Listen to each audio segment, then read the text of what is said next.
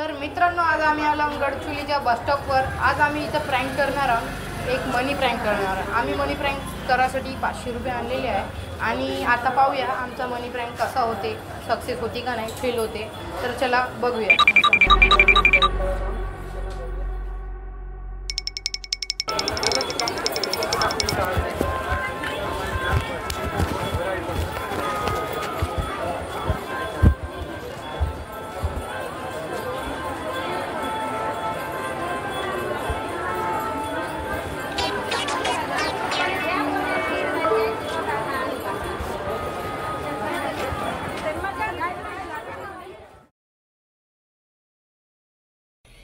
Yeah, boy.